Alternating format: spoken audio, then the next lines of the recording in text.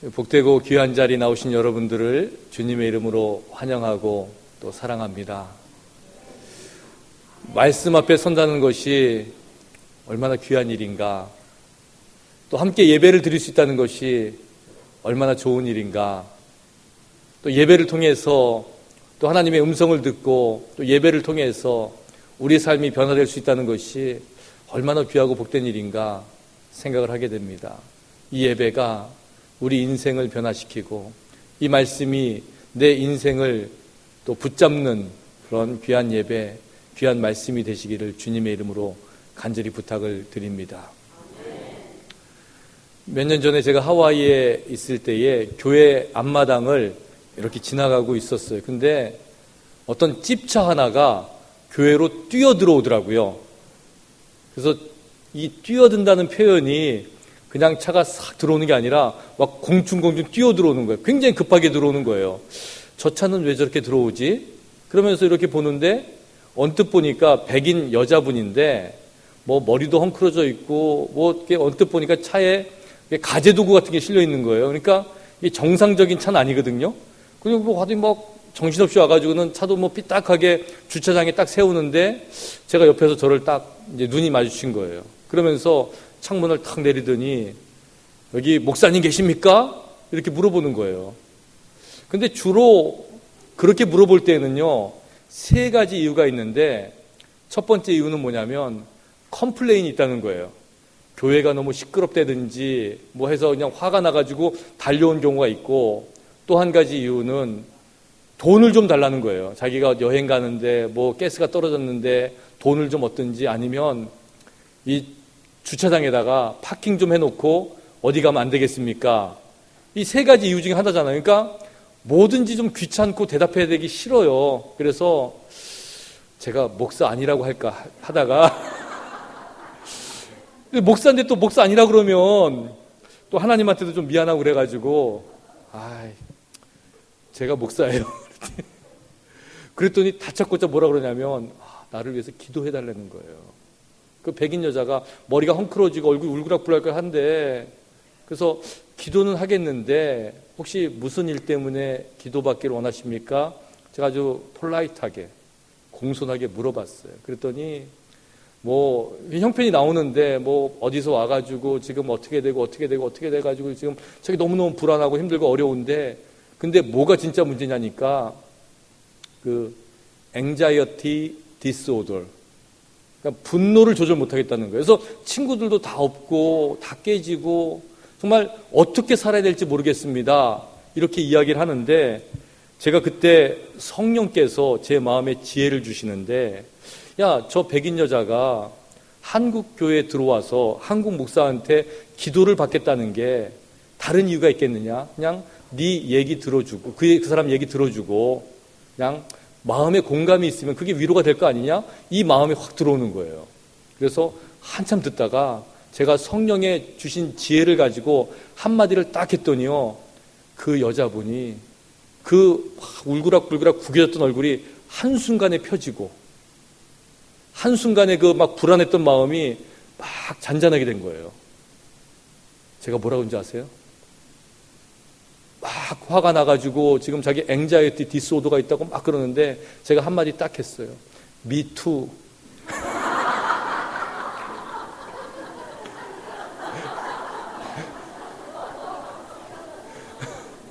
나도 그래. 그랬더니 그분의 뭐 거기서 제가 뭐 예수가 어쩌니 뭐 사랑이 어쩌니 해봐야 그거 들리겠어요? 근데 그분이 원했던 것은 내 아픔, 내 마음, 내 불안함을 알고 있고 공감하고 똑같은 사람이 있다는 것. 그래도 멀쩡해 보이는 한국교회 목사라는 사람이 거기서 가지고 자기도 그렇다니까 이분이 뭐 굉장히 마음의 평안함을 가지고 또 제가 기도해서 이렇게 보낸 적이 있어요. 인생이 그거구나, 사는 게 그거구나. 내 마음이 외로울 때 내 마음을 알아주는 사람 한 사람만 있으면, 내가 어려울 때 내 아픔을 아는 한 사람만 있으면 그게 인생의 위로가 되는구나. 그러고 보니까 예수님이 계시더라고요. 내가 힘들 때 나와 똑같이 힘들어 하시는 분이 예수님이세요. 내가 세상의 문제하고 씨름할 때에 나와 함께 씨름하는 분이 예수님이시더라고요. 내가 아파서 정말 울 수 있는 힘조차도 없을 때 나와 함께 신음하시는 분이 우리 예수님이시더라고요. 그 예수님이 여러분과 함께 하신다는데 힘들고 어려워도 그 예수님 붙잡고 다시 한번 힘을 내시는 여러분 되시기를 주님의 이름으로 축원합니다. 어렵잖아요. 다 좋은 것 같은데 아프잖아요. 우리 교우들 가운데에도 너무너무 아픈 분들이 계세요. 어쩔 수 없이 인생이라는 게 나이 들어가면서 정말 내 힘으로 어쩔 수 없는 그런 부분들이 있는데 그 아픔을, 그 연약함을, 그 눈물을 우리 주님께서 아신다 그래요. 여러분, 그 주님을 의지하시는 여러분 되실 주의 이름으로 축원합니다. 예수님께서 우리와 함께 하신다는 것을 성경은 이렇게 이야기합니다.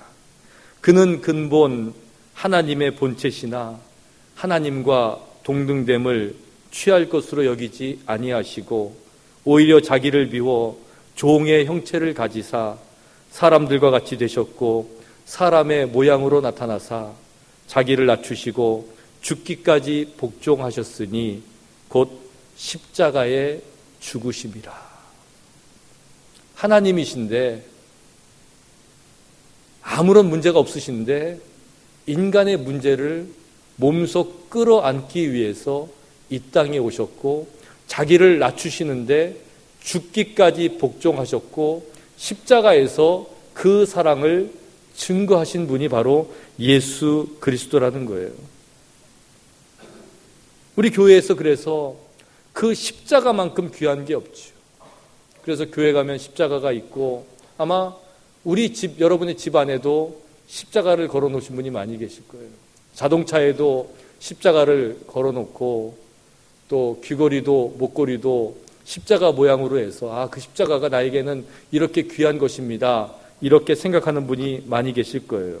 그런데 십자가는 그냥 예수님 믿는 상징으로 끝내버리고 그 십자가의 능력, 십자가의 의미를 잊어버리고 살아간다면 우리는 그 십자가를 아주 너무너무 무시하는 결과를 갖고 오는 거예요. 십자가의 덕만 보려고 하고 십자가를 통해서 더 많은 은혜, 더 많은 부귀, 더 많은 평화만을 원한다면 그 십자가를 통해서 내 인생의 유익만을 구한다면 이 세상은 온전한 십자가의 능력을 잃어버린 세상이 될 것이. 토마스 아켄피스라는 분이 그리스도를 본받아라는 책에서 이런 이야기를 하셨어요. 예수님과 그의 나라를 사모하는 사람은 많이 있지만 그의 십자가를 지는 사람은 매우 적습니다. 주님의 위로를 원하는 사람은 많이 있지만 그와 함께 고난을 받으려는 사람은 매우 적습니다. 주님과 함께 잔치에 참여하고자 하는 사람은 많이 있지만 그와 함께 금식에 참여하라는 사람은 매우 적습니다. 주님과 함께 떡을 나누기 원하는 사람은 많이 있지만 그와 함께 고난의 잔을 나누기 원하는 사람은 매우 적습니다.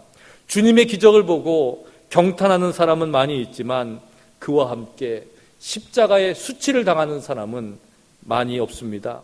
많은 사람들이 주님을 사랑합니다. 그러나 자기에게 어려움이 닥치지 않을 때에만 주님을 사랑합니다. 많은 사람들이 주님을 찬양합니다. 그러나 주님으로부터 위로와 축복을 받을 때에만 찬양합니다. 자기의 위로와 만족을 구하지 아니하고 오로지 주님만을 위하여 주님만을 사랑하는 사람은 어떠한 환경과 역경 가운데에서도 그 주님을 찬양하는 것이 마땅한데 우리는 어떤 조건에 있어서만 그 주님을 찬양하고 그 주님을 사랑한다고 고백하고 있는 것이. 오늘 성경 말씀은 우리에게 예수님의 말씀을 전해주시는데 예수님이 뭐라고 말씀하시냐면 나를 따르라고 초대하고 있는 것이.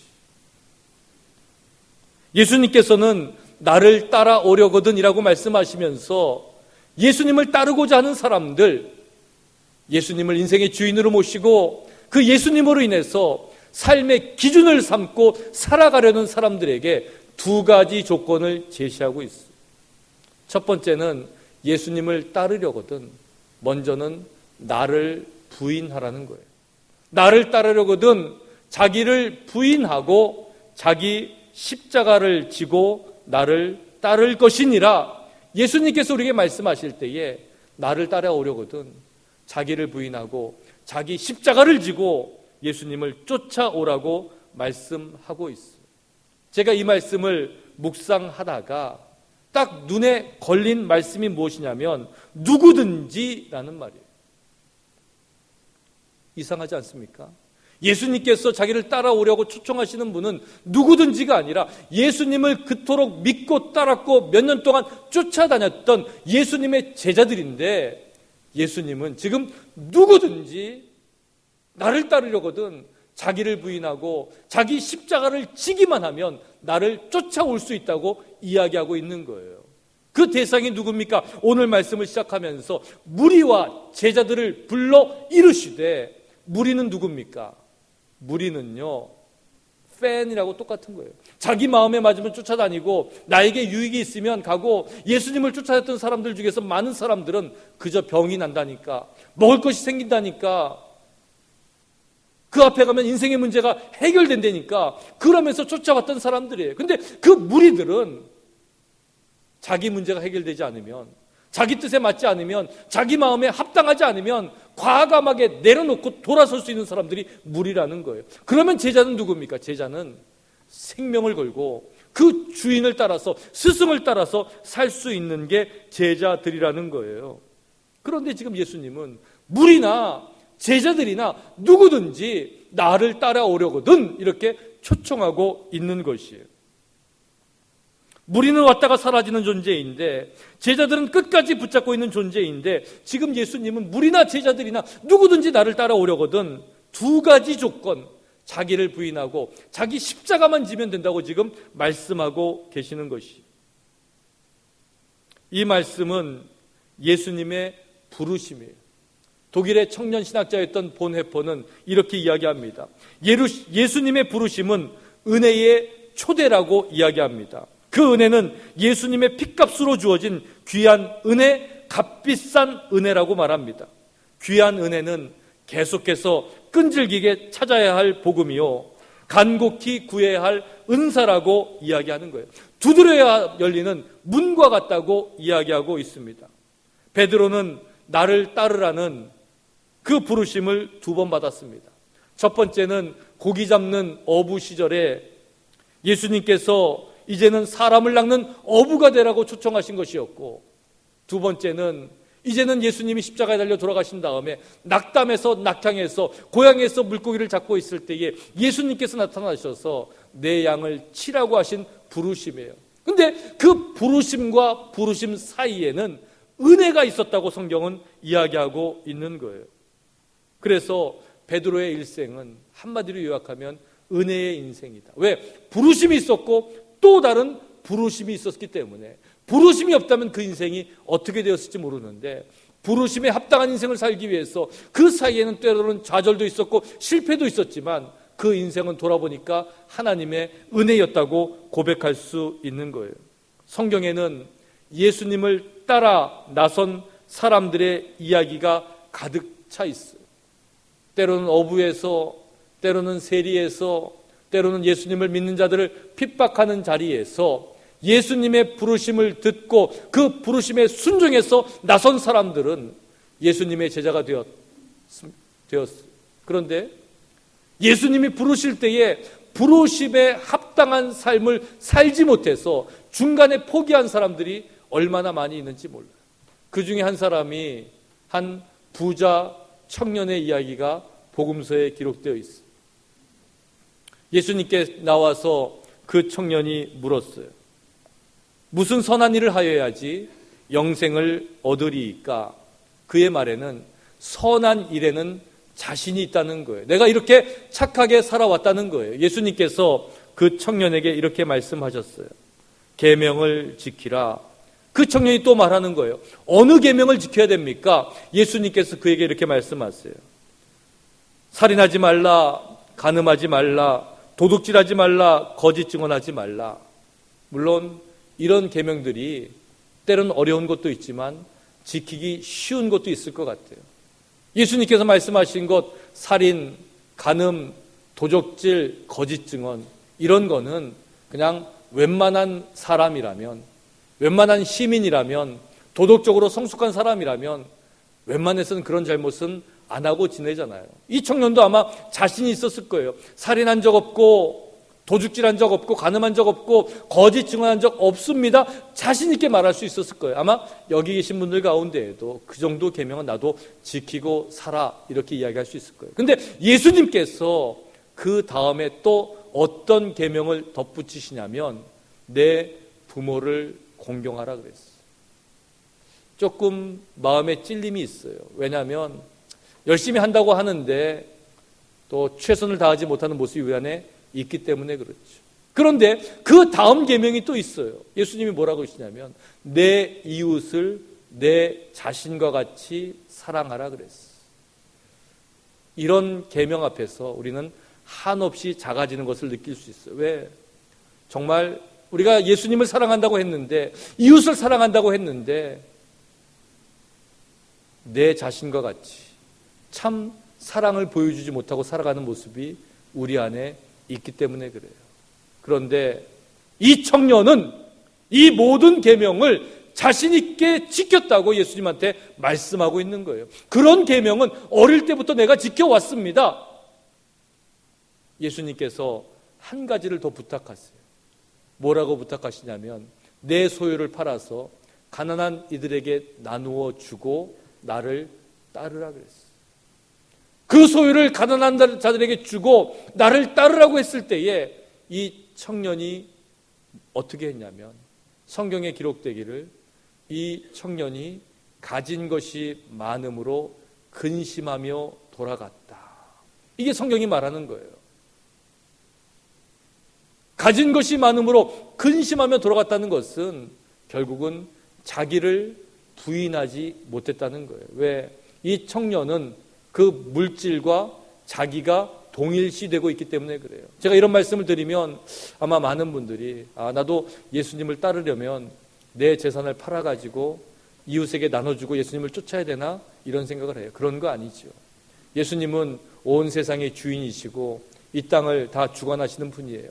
여러분이 가지고 계시는 물질을 뺏어서 하나님의 배를 불리는 그런 분이 아니에요. 하나님은 사랑이시기 때문에 여러분에게 더 좋은 것으로, 더 많은 것으로 채워주기를 원하고 계시는 분이셔요.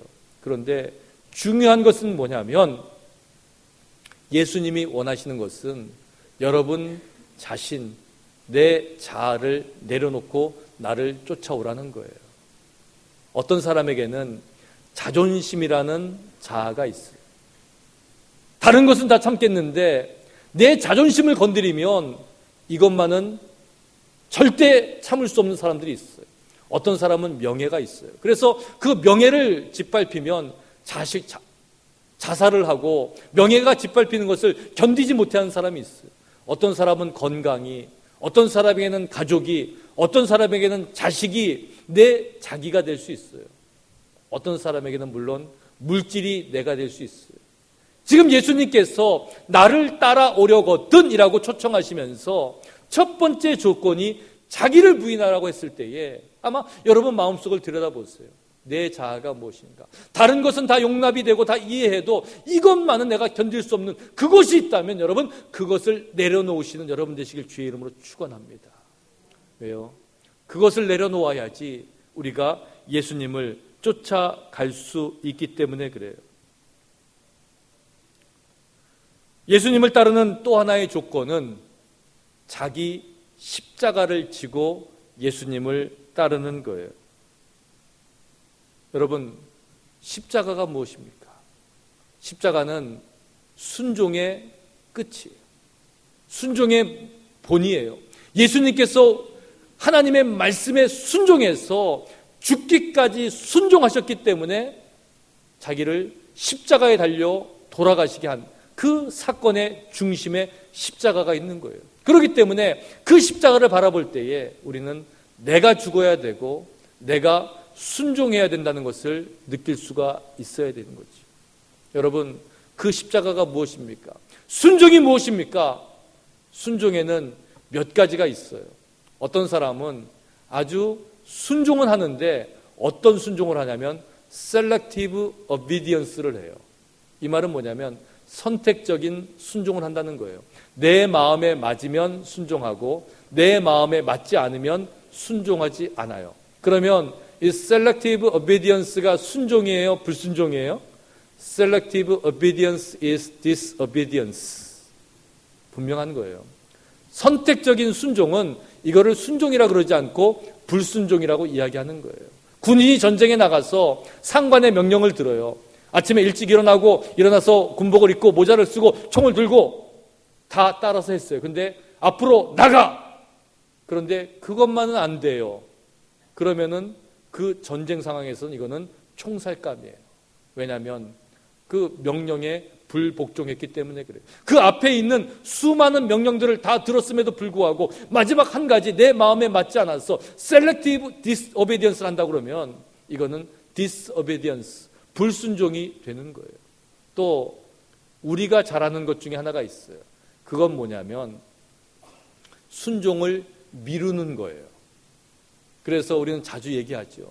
교회에서 뭐 좀 해주세요. 이거 좀 맡아주세요. 그러면 지금은 안 할 거예요. 다음에. 핑계도 가지가지예요. 애들 크면요. 은퇴하면요. 돈 좀 벌면요. 뭐 하면요. 그렇게 뭐 하다가 인생이 가는 거잖아요. 그렇지 않아요? 그러니까 순종은 뭐냐? 순종은 now and here. 지금 여기가 순종의 자리인 줄로 믿으시길 바랍니다. 아멘 소리가 예상대로 작군요. 근데 저는 아멘 하신 분들이 존경스러워요. 왜냐하면 너무너무 힘들어요. 사실 무겁잖아요. 그거 대단한 각오잖아요. 주님의 말씀을 따라서 나를 부인하고 내 십자가를 내가 지겠다고 하는 게 보통 결단이에요. 하지만 우리가 예수를 믿는 이상, 주님을 위해 살겠다고 결심한 이상, 예수님의 제자가 되겠다고 다짐한 이상, 여러분들 그 십자가를 지고 now and here, 지금 이 자리에서 순종하시는 여러분 되시길 주의 이름으로 축원합니다. 어떤 절에서 스님들이 모여가지고 회의를 하는데 회의가 몇 시간이 돼도 끝나지가 않더라는 거예요.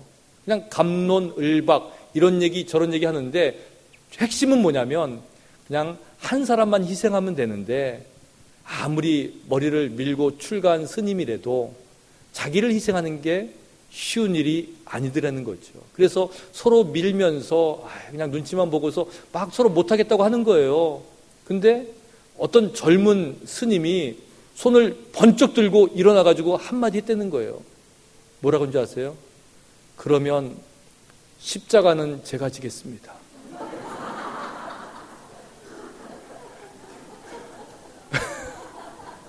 한번 생각해 보세요. 스님들이 모여가지고 십자가는 제가 지겠습니다 하는데 여러분들 스님도 지겠다는 십자가를 예수 믿는 우리들이 안 지겠다 그러면 어떡하란 말입니까 여러분? 그 십자가를 지시는 우리 모두가 되어야 될 줄로 믿습니다. 그리고 주님께서는 우리에게 합당한 십자가를 주셔요. 그리고 내가 십자가라고 여겼던 거는요, 사실은 십자가가 아닌 게 많아요. 여러분들 내가 먹고 살려고 졌던 걸 왜 십자가라 그래요? 그건 십자가가 아니잖아요. 그냥 사는 거예요. 인생이에요. 그런데 정말 주를 위해서 제대로 한번 십자가를 한번 져보자는 거예요. 하나님의 일을 위해서, 하나님의 나라를 위해서 내가 감당해야 될 부분이 있다면 한번 감당해 보는 거예요. 우리 교회가 111년 동안 역사를 이어온 것은 누군가는 그 십자가를 졌기 때문에 그래요. 희생이 있었고 헌신이 있었고 양보가 있었고 나를 먼저 죽이는 그런 모습이 있었어요. 우리는 그것을 믿음의 선배들이라 그러고 믿음의 조상들이라고 이야기하는 거예요. 우리 교회에서만 해도 믿음의 선배들이 보여주신 그 아름다운 신앙의 유산들이 있지 않습니까? 여러분들, 그것을 우리가 이어받아서 이제는 내가 감당해야 되는 십자가는 내가 지고 가는 여러분 되시길 주의 이름으로 축원합니다. 예수님의 제자가 되고 주님을 따르기 위해서는 자기를 부인하고 자기 십자가를 져야 되는데, 어떻게 보니까 이게 또 한 가지 조건이 있더라고요. 어떤 사람들은요, 잘해요.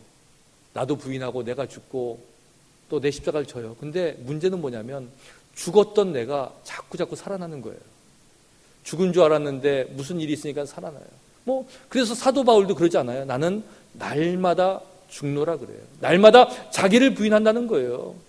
자기 십자가를 지고 가다가도 그냥 좋을 때는 가다가 어떨 때는 내팽개쳐 버려요. 그리고 난 몰라, 무책임하게 그렇게 얘기해요.